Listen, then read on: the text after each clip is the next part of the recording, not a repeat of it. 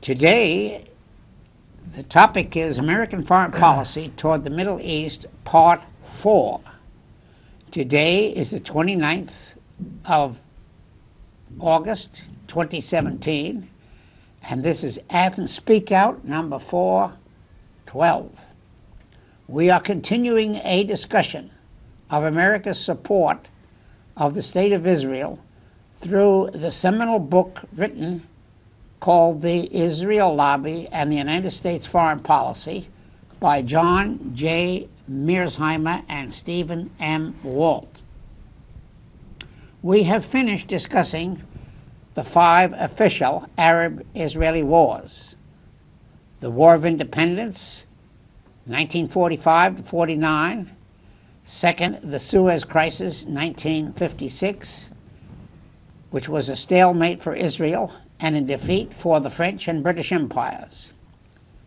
Number 3, the Six-Day War of 1967 was a smashing military victory for Moshe Dayan, but a moral defeat for the State of Israel, the United Nations and the State Department and the British Commonwealth.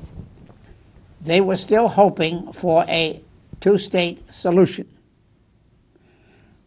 As a result of that war, UN passed a Resolution 242, which was an escape clause insisted by the Johnson administration because of the power of the Israel lobby in the United States. Israel still had a lot of moral influence in Congress, which felt guilty about Adolf Hitler's war against the European Jews. The mass media in the United States felt that same guilt. It took a long time for historians to convince the mass media that Israel would have to make some kind of a concession to the occupied Palestinians. The fourth war was called the fourth war was called the War of Attrition. It was a short war, but another stalemate for Israel.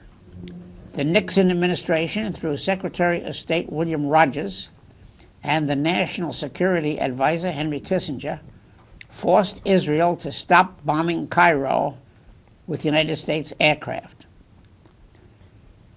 Fifth, the Yom Kippur War of October 1972 took a long time for Kissinger and Carter, through balance of power pressure, to sign a number of interim agreements. Well, before we continue those wars, I think we ought to start a new question to Dave DeWitt. First, do you want to make any comment about the Hurricane Harvey in Texas? The only comment I have is that I think that everybody should do everything we can to help the people who are suffering right now. There are people dying in Texas, and cash is the best way to help. Usually you can go to a variety of websites, charity websites that help sift through all the different charities that you can give to. Some of them are rated more highly than others, but what you want to do is make sure that as much of your money as possible is actually going toward relief toward the victims of Hurricane Harvey and the flooding going on right now in Houston. Obviously, our hearts go out to those people who are suffering right now. Well, I agree with that 100%. But as a historian, I'll press a little further. Have you ever been in a hurricane? No, not a hurricane. Well, you know, I used to live in Long Island. Mm-hmm. And New York was hit in 1938 when I was 8 years old by a hurricane. I remember reading about that before. Yeah, well, yeah. I actually played in the water. Yeah. And the first advice I got was, get out of the water and don't touch the electric wire. Yeah, that's good advice. And then in 1946, we had another hurricane. It hit Long Island. and it blew down 2 trees in our yard. And if you look at the East Coast, from Florida to Maine, these hurricanes have been an annual affair long before the 13 colonies were ever settled, okay? Yes, hurricanes have always been around. Yeah, right. But anyway, the Weather Bureau finally set up some warning, but we didn't have a good warning system in 38 and 46. Well, one thing the satellites have done is to been able to predict the hurricane is coming. Mm-hmm. So in the last 15 years, we've had warnings for North Carolina and Delaware and wherever the hurricane was going to hit. They usually located the place. Mm-hmm. But they didn't locate how severe it would be and how much damage it would do.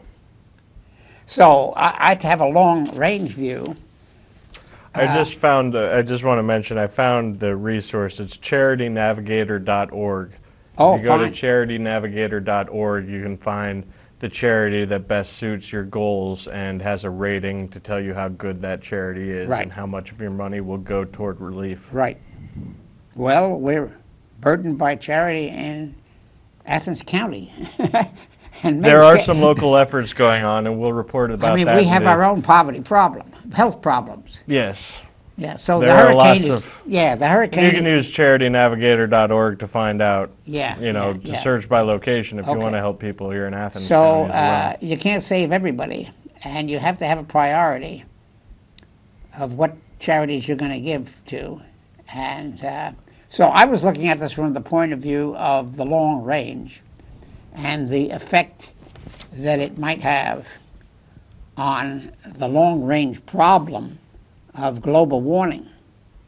So I'm looking forward to the 2018 campaign and see if the Democrats can't unite on doing something about the long-range problem of climate change and global warming. Well, I think Democrats are largely united about the need to do something about climate Okay, change, or good. climate catastrophe should be A major problem. is a better rhetorical way to put it, because it is a catastrophe, and then we're seeing increased effects of the catastrophic damage to our climate. The Republican Party is the only major political party in the entire world that denies the science of climate change. Yeah, And they're doing so to prop up a fossil fuel industry that is on its way out anyway. And we might be too late, honestly, as a species. We're going to see a lot more death and destruction over the next 50 to 100 years. We're going to see all the things that relate to that: disease, famine, drought, starvation. We're going to see mass amounts of people suffer the consequences. We already have tens of thousands of people dying every year as a result of these climate changes that otherwise would not have been happening if not for the result of human activity. okay. And we're going to see a lot more of it, and now it's a matter of mitigating the damage. Right. And we're unsure about how much we can mitigate. But one thing is perfectly clear. You can't, if I only have $10, let's say, I can't, so I'm talking about resources here, natural resources. If you have a finite amount of resources for Right. energy and you use it all up, you've got nothing left. That's why sustainable energy is so important, Right. because it's sustainable sources of Right. resources. It's Right. sun and water and wind, things that are not going away. Fossil fuels are going away. We hit peak oil a long time ago. Right. That's true. Coal is dwindling. Right. Natural gas is going to dwindle as well. We have to have, if we want to survive as a species on this planet, we need to use sustainable resources in order to do so. We can't use up Okay. all of our resources. And so there's that. And also, even if, let's put aside climate change and just talk about the environment in general. 60,000 people die per year due to pollution. Right. That has nothing to do with climate change. So All right. If we're to save the species, we're going to have to start Okay. addressing these problems. You have a short-range problem, give to the state of Texas, and then you have a long-range, what's going to happen in the next 50 or 100 years. Well, I have a kind of a 2018 medium-range problem. I would like to see the Democrats unite as a party in all of the states and look at the weather reports from the hurricane states. That would include Massachusetts, Rhode Island, New York, New Jersey, Delaware, Maryland, Virginia, North Carolina, South Carolina, Georgia, and Florida. Those are 11 states on the eastern coast. Yeah, that's just the East Coast. I was going to say, you could put in Mississippi, Alabama, Yeah, Louisiana, okay. Then and you Texas go to the as well. Gulf. Then you got Alabama, Mississippi, Louisiana. That's 14 states. Plus droughts in California. Well, and that's another Arizona. problem. Yeah. Drought is out But you're talking about hurricanes. I'm talking about the hurricane problem. Yeah. And relating that to climate change. And I think that the states should unite and have detailed weather analysis of these states that are subject to hurricanes. And then we can have a kind of a united front in 2018 and kind of relate it to the Democratic Party. The Democratic Party is very divided on all of these issues. I'm trying to suggest a short-term, medium-range solution, 2018.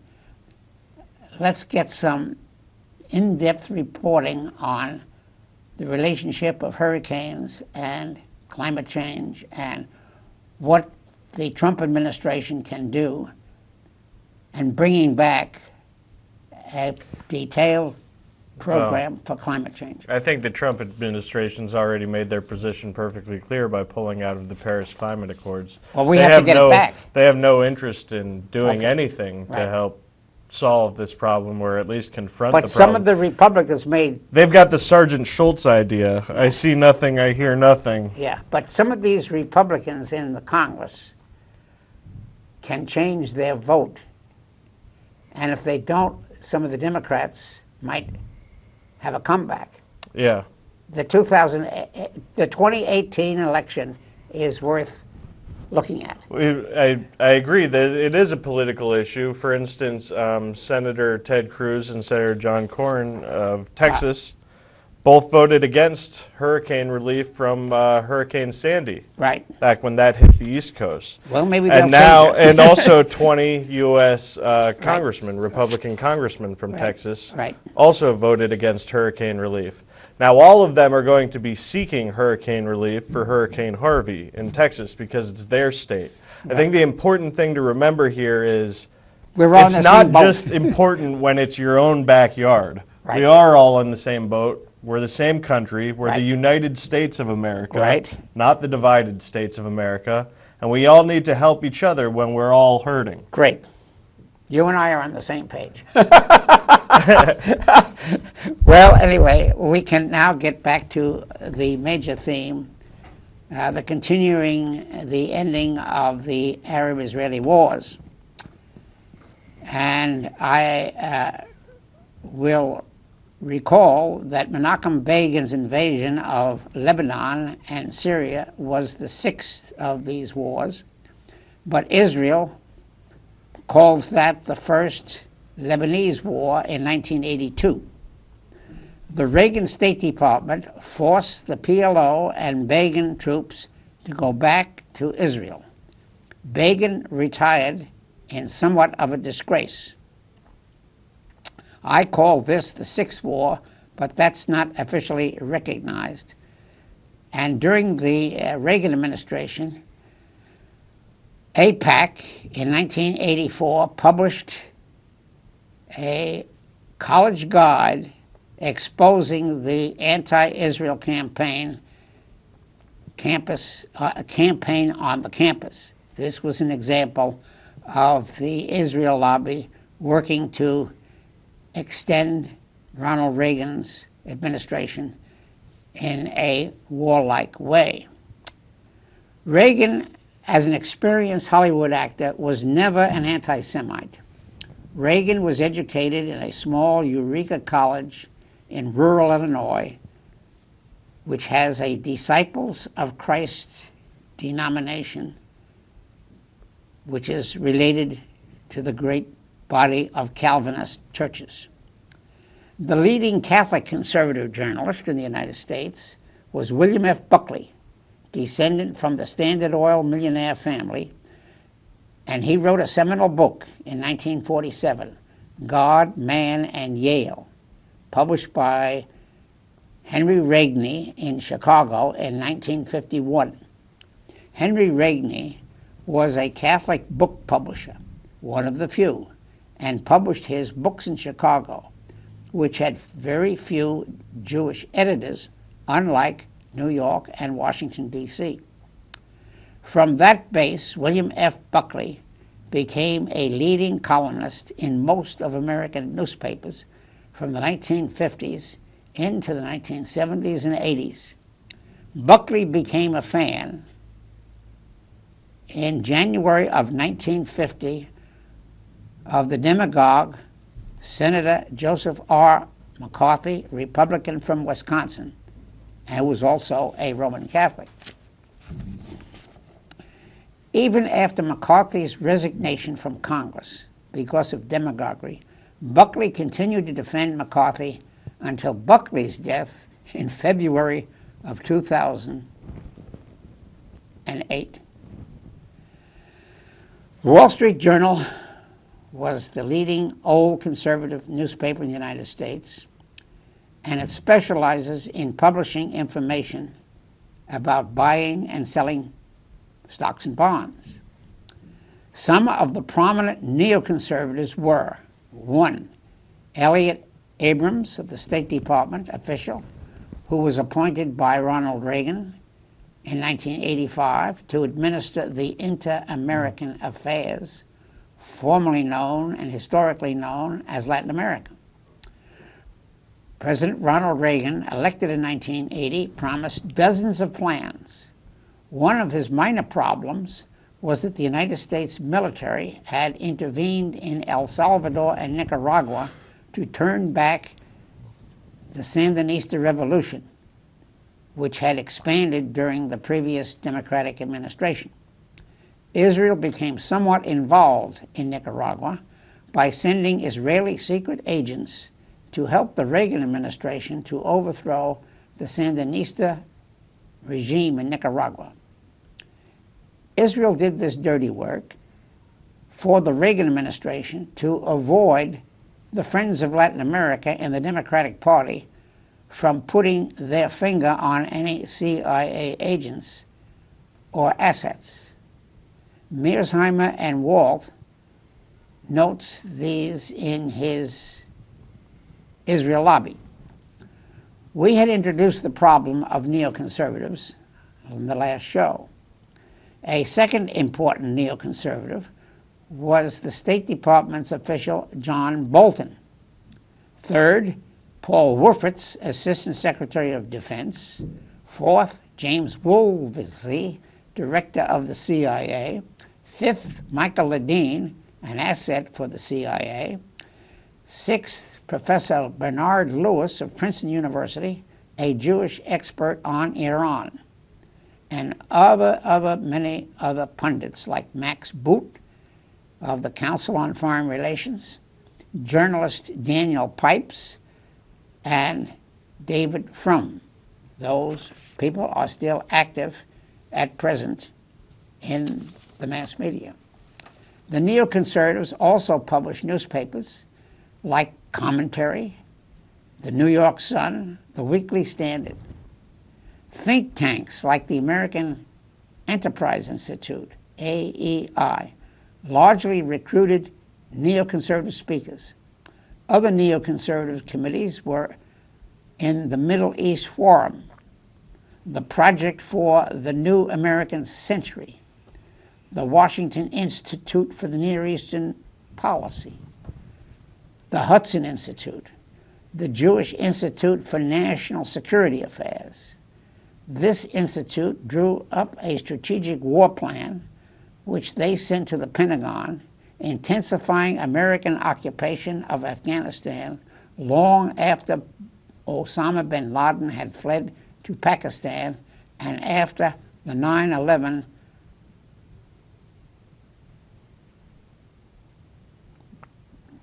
cliché, which was the 11th of September 2001, the bombing of the Twin Towers in New York and the Pentagon. The Jewish Institute alleged that Afghanistan had untapped mineral resources such as gold, platinum, palladium, uranium, and other rare earths that would be useful to the American military-industrial complex. My conclusion, as of 11 September 2001, when the airline terrorists hit the Twin Towers in New York City, was that no amount of U.S. military intervention can destroy terrorism in the entire Middle East region. The more one hits a hornet's nest with a stick, the more the hornets will spread. The CIA and the naval SEALs hit Osama bin Laden's number 2 man many times. Every time the American troops or pilots kill an Iraqi, an Afghani, and advanced military weapons can recruit with American advanced weapons, terrorists can recruit 4 or 5 new terrorists among the dead terrorist brothers and nephews and friends. The British government stopped the Irish terrorism by patient negotiations, arrest, and careful, precise legal definition of a terrorist act.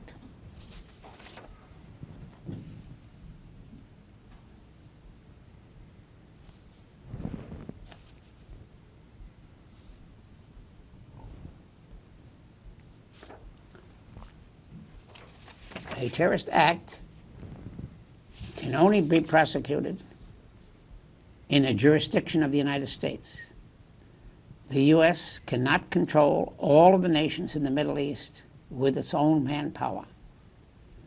Shimon Peres, Israel's foreign minister, published an op-ed piece in the Wall Street Journal on the 25th of June, 2002, entitled, "We must unite to prevent the Ayatollah nuke."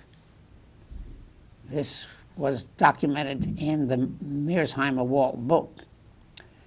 This is another example of Israeli pressure on Bush 43's administration to not only stay in Iraq, but support Israel's new fear of the Ayatollah Khomeini in Tehran. Despite the good relationship previously between Israel and Iran, when Ronald Reagan came to power in 1980, the Iranian supreme leader of the Iranian Islamic Republic was headed by the supreme leader Ayatollah Sayyid Khomeini. He died in June of 1989 during the administration of George W. Bush 43. The Ayatollah's successor was Ali Khamenei, and he was elected on the 4th of June 1989 by the so-called Assembly of Experts, which the Americans and the Israelis have called a fraudulent election. Ayatollah Khamenei was sponsoring in 2002 the terrorist activities against Israel through the Hezbollah terrorist group.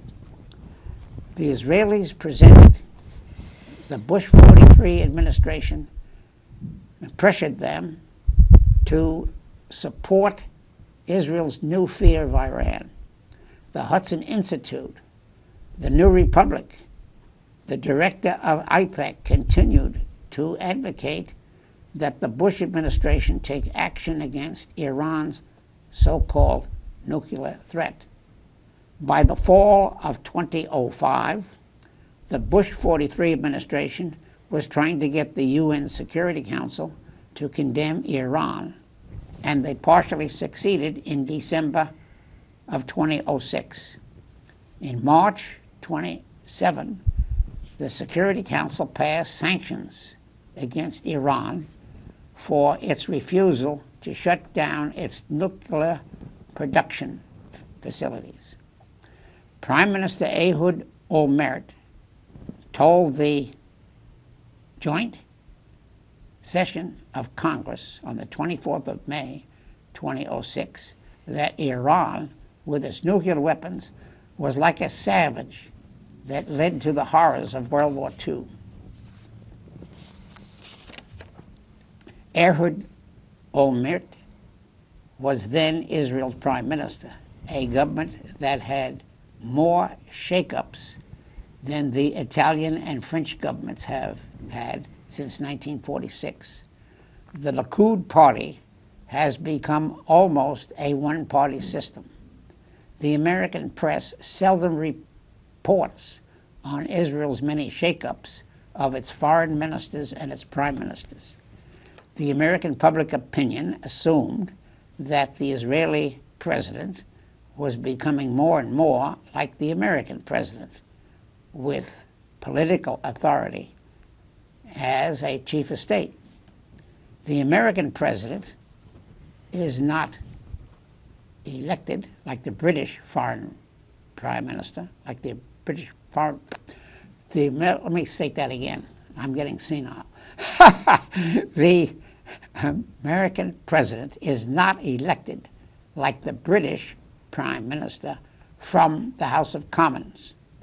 Israel's parliamentary government, which started out in 1947-48 under the Labor Party, under David Ben-Gurion, was becoming more and more a symbol of the past. The original Israeli Labor Party was modeled after the British Labor Party, which had a responsible government, responsible to the House of Commons in the lower house. The reality since 1977 has been that the Likud party is a right-wing, conservative, authoritarian military party which has little responsibility to the lower house of its many opposition parties. The many shifts in the Israeli foreign ministers and prime ministers have been mostly symbolic. The Israeli governments have always been united for more land and no negotiations with the Palestinians for a two-state solution. Looking at this hyperbola of Olmert on the 24th of May, 2006, it seems hard to believe that naive Republicans in Congress could seriously listen to such crude propaganda based on fear.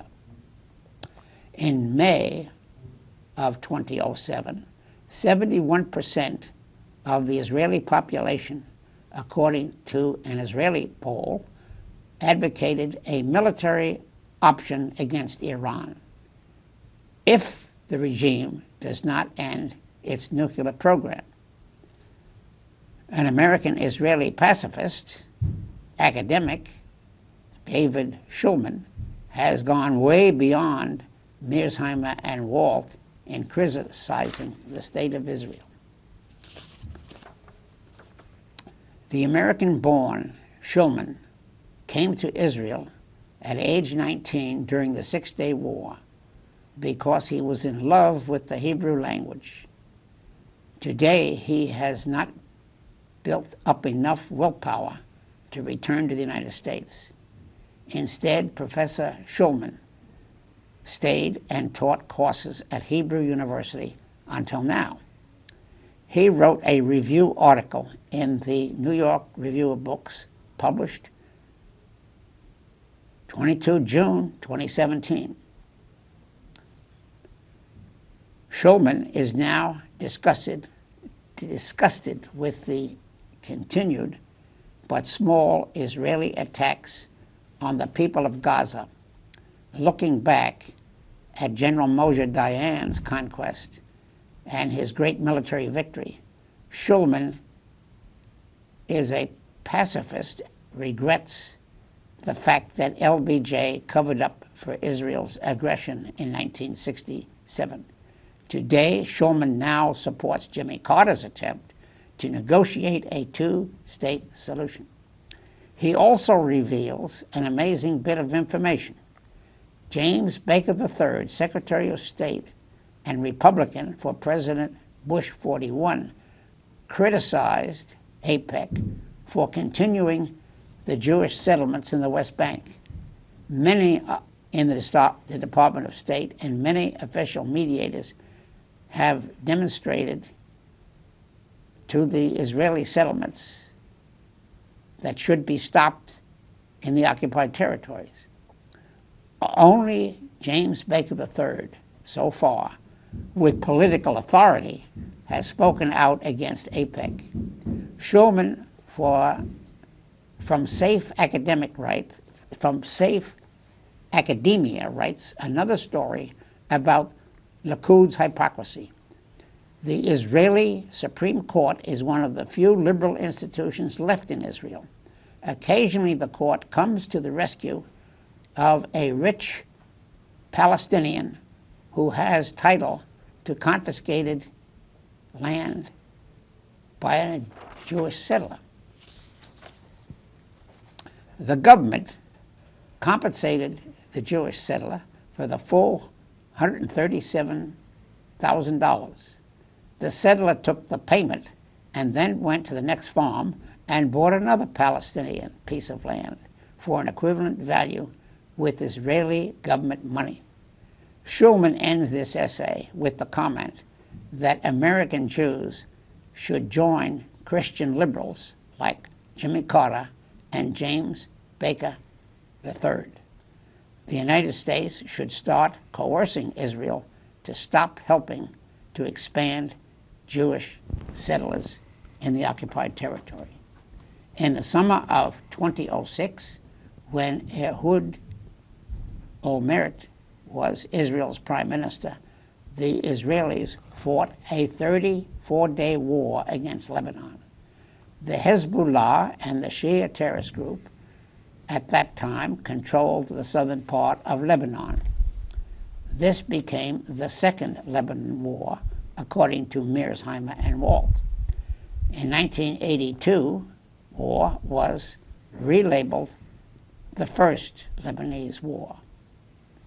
The second war in Israel's launched air campaign against Lebanon lasted for 34 days, which killed 1,100 Lebanese, most of them civilian. Not one in the United States challenged Israel's right to take such military action. On the 12th of July, 2006. After the attack, Hezbollah emerged with more popularity in the Middle East than ever before. The Israeli army, the Israeli Defense Force, Chief of Staff, General Dan Halmutz, resigned. The Bush administration, then at war with Iraq, solidified informal executive agreements or temporary accords between Hezbollah, Syria, and Iran. In short, the American war in Israel covered more enemies for itself, created more enemies for itself among the Arabs and Muslims throughout the Middle East. Bush, in his second term, replaced General Colin Powell as his Secretary of State after his re-election in November of 2004 with Condoleezza Rice. In order to get votes from the Democratic Party, one should remember that both General Colin Powell and Condoleezza Rice were well-trained, competent blacks. Condoleezza Rice, Secretary of State for Bush 43, had already become convinced by Israel's Prime Minister Ehud Olmert plans to expand U.S. military action against Iran. Elliott Abrams in the National Security Council, another neoconservative, gave his support for expanded U.S. military aid against Iran. In Congress, both the Democrats and Republicans have vied with each other for becoming which party was Israel's best friend. On the 20th of July, 2006, the Democrats and Republicans in the House of Representatives gave Israel another 410-8 resolution of support. Representative Nick Rahall, a Democrat from West Virginia of Lebanese descent, was one of the 8 nay votes. The British press, led by The Independent, is becoming increasingly critical of the Bush administration in the United States, which has resulted and recruited Prime Minister Tony Blair as America's poodle dog. Both Benjamin Netanyahu put his case before quite bluntly in the Wall Street Journal. Remove the missiles or destroy them. July 2006. Hezbollah small tactical missiles were ineffective. The Second Lebanese War came to an end on the 14th of August 2006 through the pressure of Israelis' domestic advocates of peace. During the short Second Lebanese War, the Israeli Air Force killed 1,200 Lebanese civilians between the 12th of July and the 14th of August 2006. The international humanitarian group, the Human Rights Watch, and Mearsheimer and Walt both called the Second Lebanese War a moral disaster. The Israel lobby succeeds with political correctness, another word for propaganda, which is based on an ideology of diversity. The lobby also sponsored a group called Christian Zionists, the Christian right megachurches, run by popular preachers such as Jerry Falwell and Pat Robinson. Christian Zionists believe at the end of time, proselytizing, namely that Christian missionaries will inevitably convert a few Jews to Christianity over the decades and centuries. Before 1948, the recognition of Israel, both Jewish Americans resented Protestant and Catholic missionaries who tried to convert Jews. The new group of Christian Zionists, financed by Jews, exploited the gullibility of naive Christian conservatives who did not grow up beyond the age of 18 to a more sophisticated interpretation of a free-thinking Christian. The Israelis made money by inviting naive Christians to visit the so-called Holy Lands and the holy sites at Bethlehem, Nazareth, Hebron, Jerusalem, where Jesus Christ and St. Paul once walked. Some Christians put more emphasis on the book of Revelation or the Apocalypse than the practitioners about the future than they do about the basic moral books in the New Testament, Matthew, Mark, Luke, and John, the letters of the Apostle Paul. On the right-wing preachers, so-called evangelicals, one of them was called John Hagee, and said, quote, "We support Israel because all other nations are created by an act of men, but Israel is created by an act of God." Wow. Hagee's movement has raised more than $12 million to help settle new immigrants to Israel, including the lands in the occupied territories with Jewish settlements. In 2002, House Majority Whip and later Majority Leader Tom DeLay, Republican, told AIPAC, "I have toured Judea and Samaria. I have stood at the Golden Heights, and I didn't see any occupied territory. I saw only Israel." The Prime Minister Menachem Begin's Likud party courted evangelicals, giving Jerry Falwell a private jet in 1979.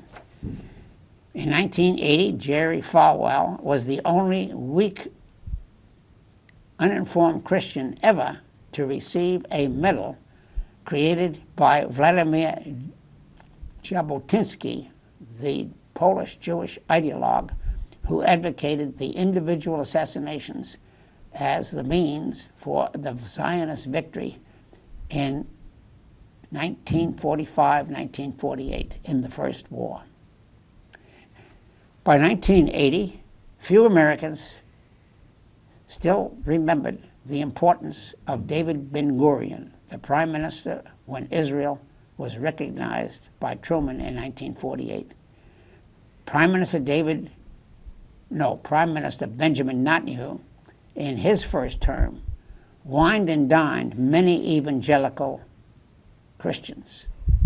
In 2002, Benjamin Netanyahu published an editorial in the Wall Street Journal entitled "The Case for Toppling Saddam," September 2002. Ari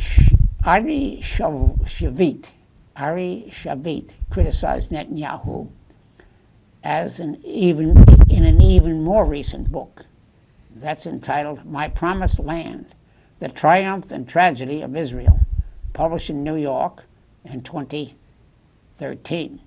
Shavit is a critic of Benjamin Netanyahu and has also his Minister of Defense, Avigdor Lieberman.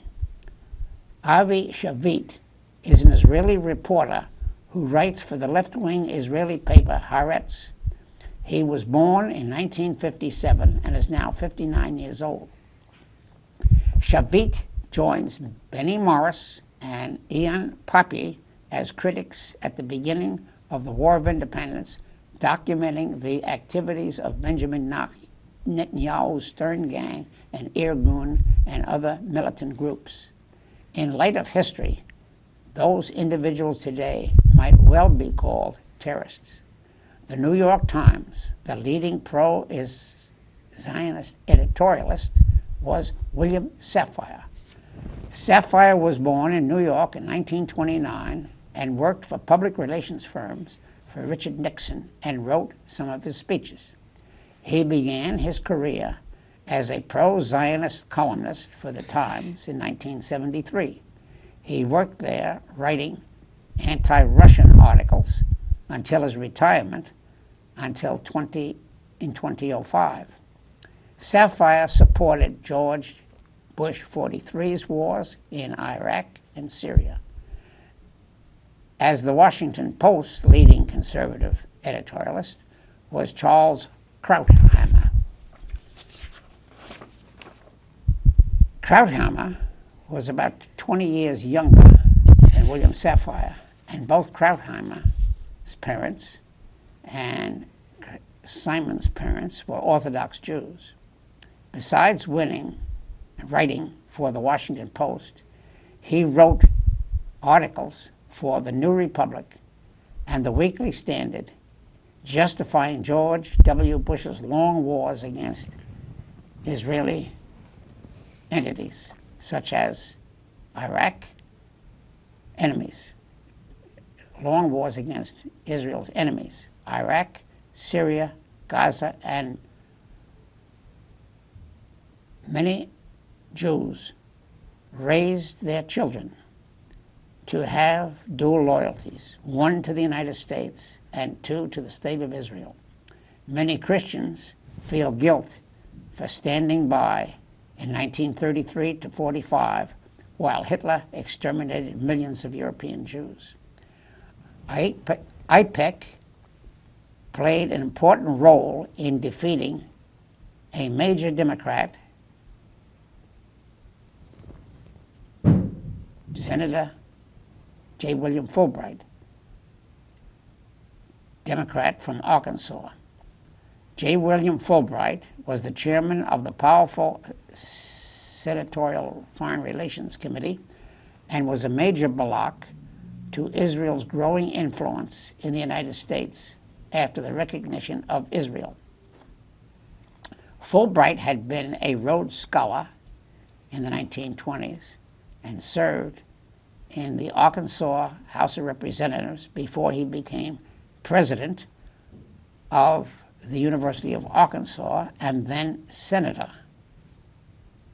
Fulbright, for a long time, was the chairman of the Foreign Relations Committee in the Senate and blocked many Jewish pressures and proposals to subsidize the State of Israel. Finally, he resigned from the Senate in December of 1974 when Jewish money helped elect a younger governor, Dale Bumpers, to the Senate from Arkansas in the Democratic primary.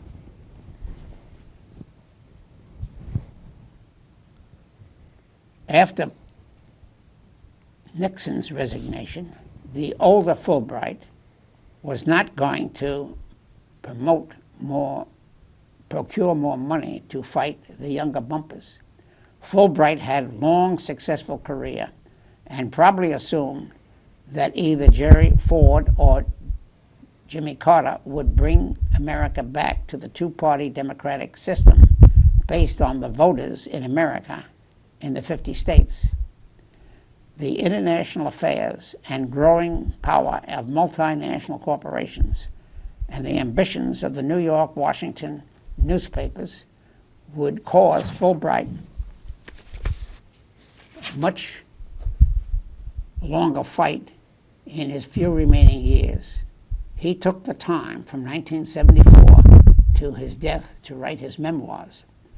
I heard Senator Fulbright at Ohio University give a wonderful excerpt of these memoirs in his speech. I asked a historical question.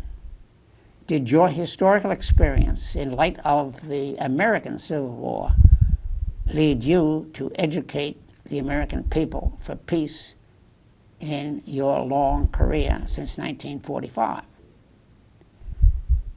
Second, did the experience of defeat sometimes lead to new dedication to the work for peace? And he agreed with both of my rhetorical questions. Personally, my father's experience in World War I did for me what the Civil War apparently did for Senator Fulbright. So, I'm finally going to ask you another question after my long charade here. Okay. Do you have any questions or comments on the importance of Senator Fulbright from 1945 to his retirement? No, I don't have questions about Senator Fulbright specifically. What I did want to ask you about from some of the stuff that you were saying earlier was the Camp David. Yeah, that's under Jimmy Carter. No, I'm talking about the one in 2000 with Bill Clinton with Bill failed. Clinton. Yeah, okay, fine. Where they came so close under Barack and Arafat. Okay. Right. And you read about that, and there's conflicting accounts as to what why there is a Jewish failing. account and there's a Christian account. It's as simple as that. So why do you think that they came so close and yet it still failed?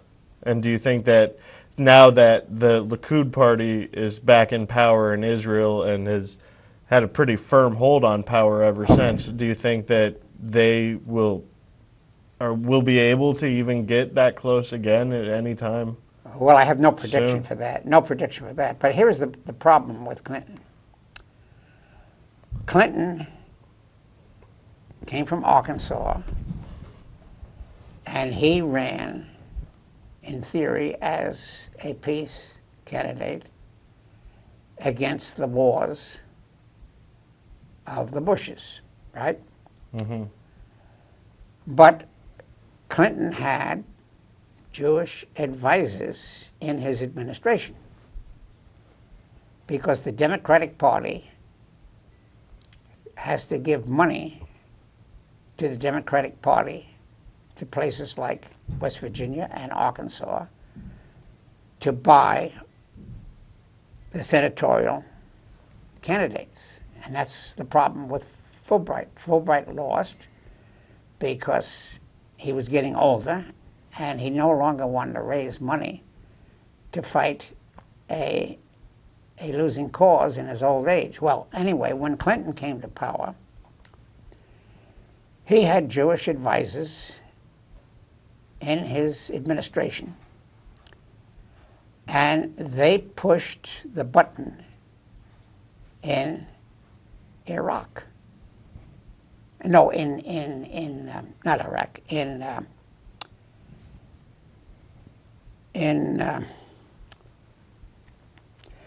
Bosnia. Somehow or other, Clinton stumbled in to the war against Bosnia. Why? Why did he say, I have to fight ethnic cleansing, which was a problem of Serbs, Croats, and Muslims? Why does the Clinton administration subsidize the Muslim group in Bosnia to fight the Christian Orthodox? Whose side is Clinton on? Well, Clinton was somewhat naive because of this cliche called ethnic cleansing. Adolf Hitler, back in 1922, said, I will cleanse Germany of its last Jew. Well, the clever Zionists, the clever Jews, picked up that label, ethnic cleansing, and gave that label to Serbia's Milosevic. Milosevic was responsible for ethnic cleansing. Well, that was propaganda, because in World War II, when Hitler and Mussolini invaded Yugoslavia, the Croats, super Catholics, were on the side of Mussolini, and they set up their own concentration camp to kill Serbs. So there was not only a Jewish Holocaust, there was ethnic cleansing on the part of the Ustashi, a fascist party in Croatia, against Serbs. And you had to cross yourself, either in the Orthodox way or the Catholic way. One went this way and the other went the other way. I don't know which is which. But they use that as a test. If you cross the wrong way, you go to the concentration camp under the Ustashi, Mussolini, Hitler administration of Yugoslavia. Mm-hmm. Well, somehow or other, that history was completely forgotten by Clinton, who came in there as Clinton, that's what we're talking about, from Arkansas. He just had these advisors, and they said, well, we'll have to negotiate two-state solution. And they had this idea of bringing the PLO and Egypt and to the negotiating table. And they were going to shake hands, and they shook hands. And it was the Arab-Egyptian president, Anwar Sadat, who broke the deadlock in order to save the peace negotiations, and went to the Knesset and said, all right, I recognize in the Knesset the state of Israel. Egypt and Israel will make a separate peace treaty, and we will disavow the coalition of Iraq and Serbia and Nasser's Arab Socialist Republic, see? Mm-hmm. So that happened under Clinton in 1977. So, I mean, that happened under Carter in 77. But Clinton then was elected in 1992, right? Ethnic cleansing. Still haven't got really to the point. But ethnic cleansing blamed the Serbs, Milosevic, and gave the Muslims a free pass, and we'll have to continue that next time. That's an example of Jewish propaganda, Israeli propaganda inside the Carter administration, inside the Clinton administration, into both administrations. They shook the hands, but Netanyahu would not abide by the agreement. It was a piece that failed. Well, anyway, I guess we'll have to go again. We will. I think so. Yeah. Okay, next week Sounds good. we'll finish it up. I will see you then. Wonderful. Well, thank you, Professor. Well, thank you for your patience.